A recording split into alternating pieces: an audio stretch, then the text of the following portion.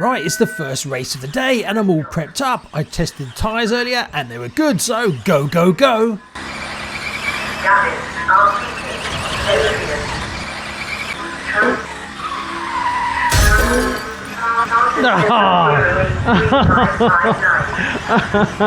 Oh well, never mind. Went out in a blaze of glory. Yeah. Hi and welcome to RCKicks. On today's show, we'll be going racing.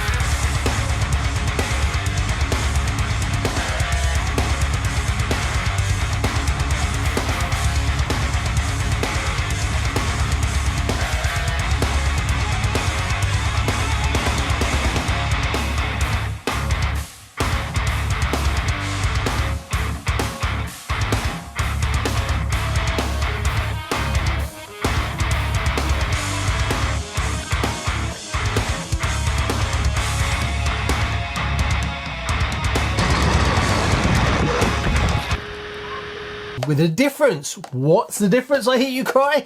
We're going outdoor racing and I've never done any outdoor racing ever. So we're going to pack up all my indoor cars and take them racing outdoors on Astro. What could possibly go wrong? Well, for a start, it's the summertime in the UK, so who knows what we're going to get? Sunshine, rain, torrential downpours. We'll just have to figure it out. Where are we going? We're going to Potteries RC Club. They're running a weekend event where they've got the two-wheel drive on the Saturday and four-wheel drive on the Sunday.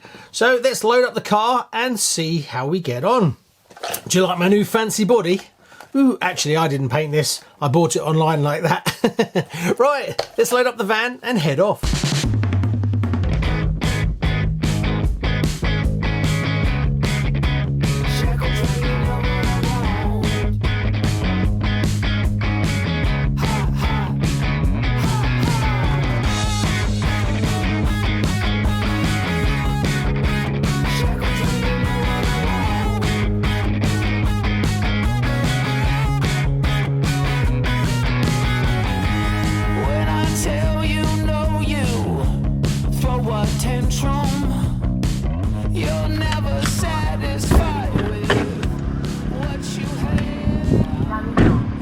So I'm at the Potteries outdoor racetrack. As a lot of you said, I should come outdoor racing.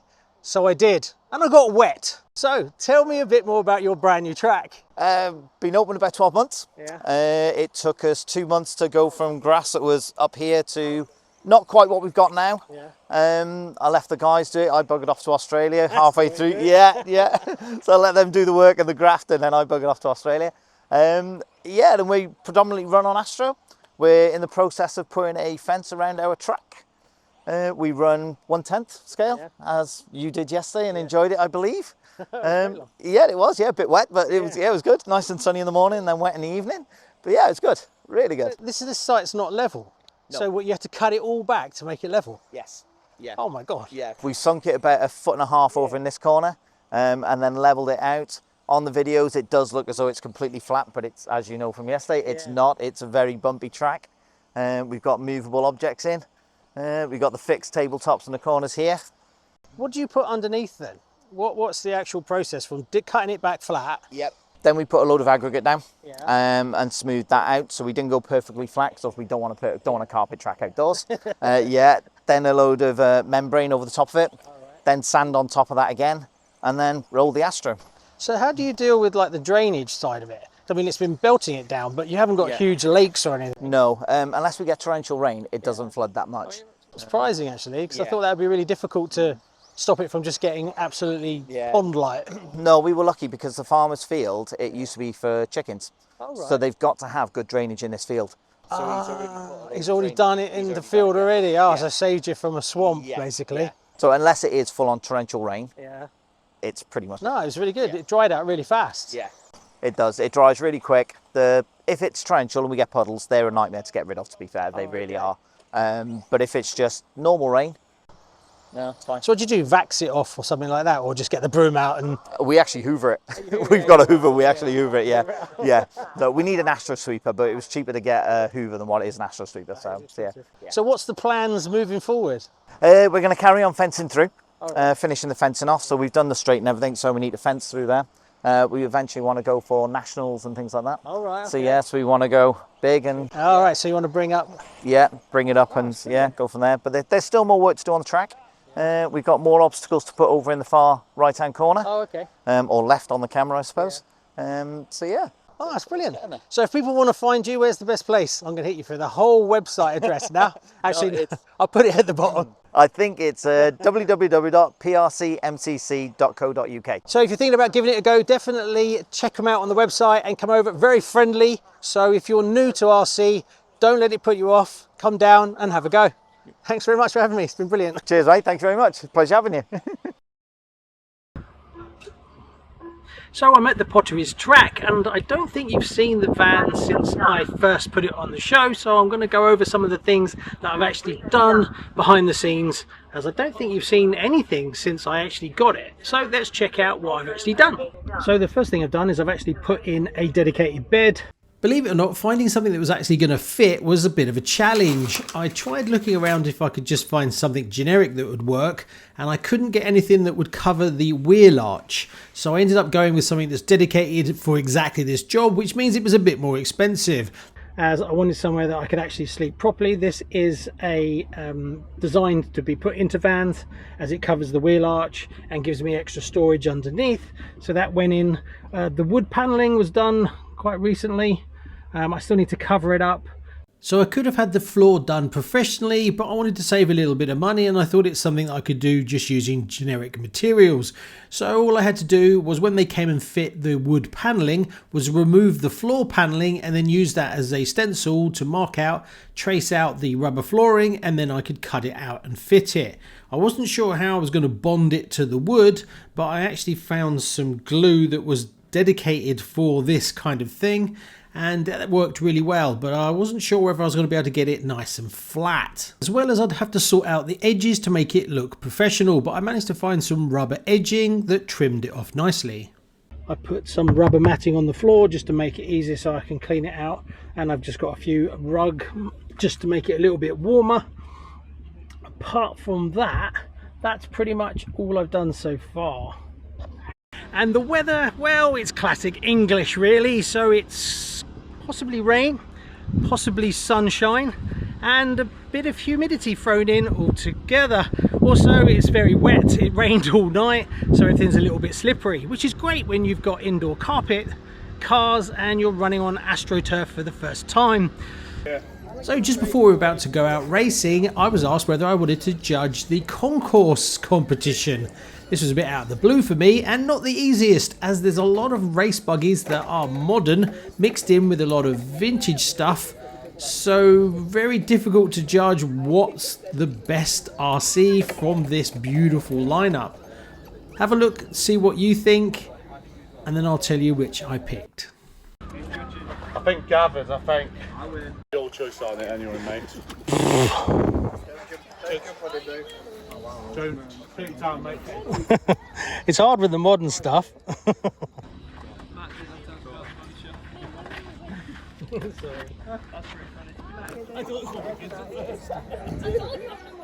Oh, that's fancy. Is that a B2 or B3? That's a B3. Oh, that one. Who's this car? Nice gearbox. Yeah, that's what I want it. Right, let's take it for a bit of a spin and see how I get on. Who has reverse? Me. Grass. That was the wind caught it. So first time out, and in my defence, the track is very wet.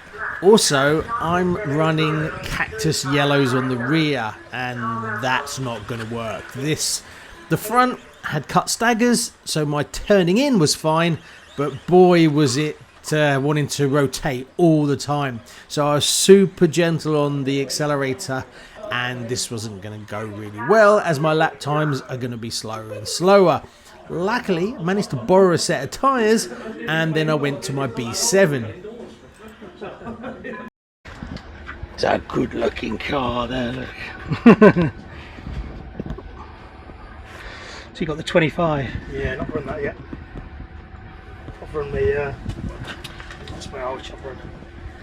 Oh, okay. Just gets with use, so yeah, I love that.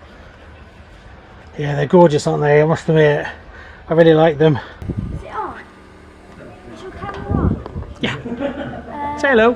Hello.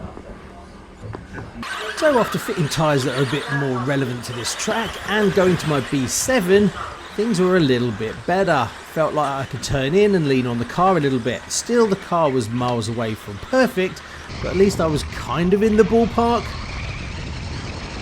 What do you know? I was pleasantly surprised. My indoor racing buggies seemed to be able to go round the track, even though it was wet. Yeah, granted, not optimal, but not too bad. I thought the cars were just going to bump around all over the place, but actually it wasn't too bad. I thought I might have to change all the oil, raise the ride height, but basically I just kind of left it as it was. And my best result, well, 7th in the B.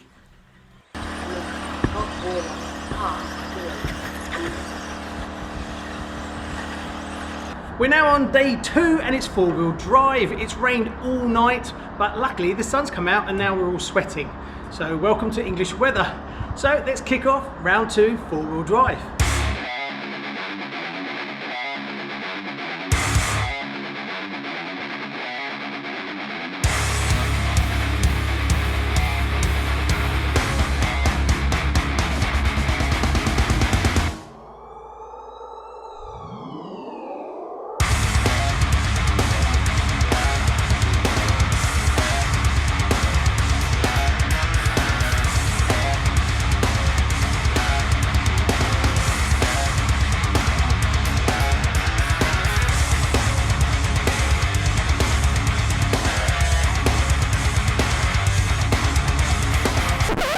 So you said it was a tenner and you were 20 quid, right?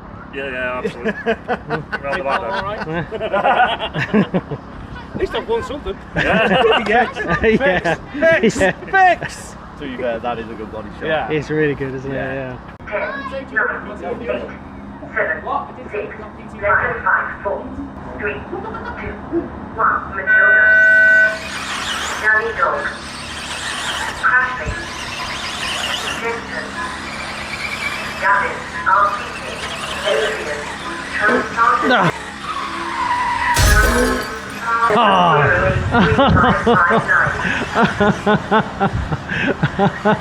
That was good. Oh, that was brilliant, wasn't it? That'll teach me to adjust the braking. Oh well, never mind. Went out in a blaze of glory. Yeah, stopping and turning might have been an idea, but never mind.